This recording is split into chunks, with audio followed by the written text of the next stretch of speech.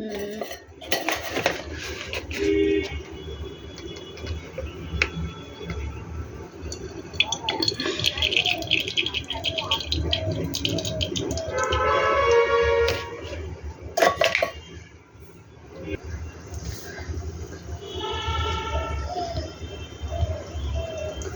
তেলটা গরম হয়ে গেছে বন্ধুরা, এবার আমি পেঁয়াজ দিয়েছি, কুচি করে গেছে পেঁয়াজ দিয়ে দিলাম।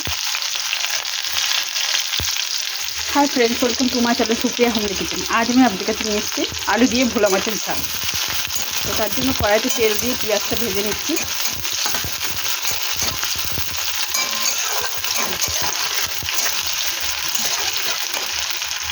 পেঁয়াজটা ভাজা হয়ে গেছে, আমি একটা কেটে রেখেছি আলু, এক কেজি দিয়ে দিলাম। পেঁয়াজটা ভালো করে ভেজে নেবো।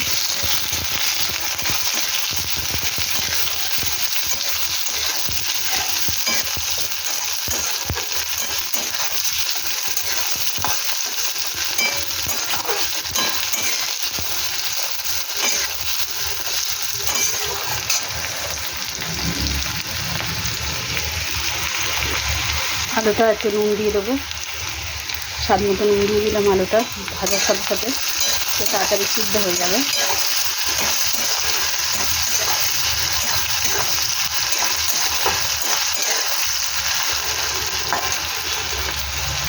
আলুটা ভাজা হয়ে গেছে, একটা মিডিয়াম সাইজের টমেটো কুচি করে রেখে দিয়ে দিলাম, কাঁচা লঙ্কা কুচি দিয়ে দিলাম কিছুটা।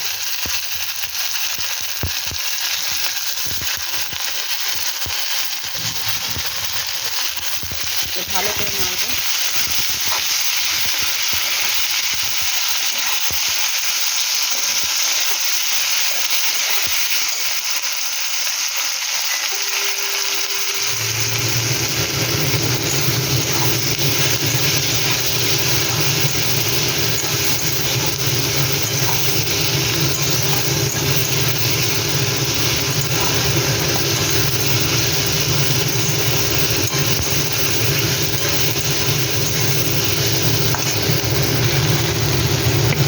স্বাদ মতো লঙ্কার গুঁড়ো দিয়ে দিচ্ছি, যে যেমন ঝাল খাবে। আমরা মিডিয়াম ঝাল খাই, মিডিয়াম দিচ্ছি। আর হলুদ গুঁড়ো হাফ চা চামচ দিলাম, তার সাথে একটু জল দিয়ে দিলাম।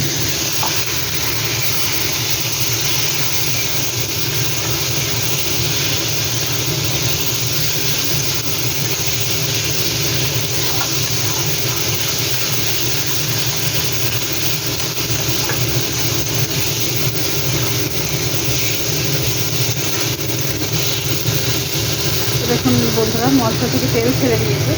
তো আমি এবারে জল দিয়ে দেবো, মাখা মাখা করবো। জল দিয়ে দিলাম,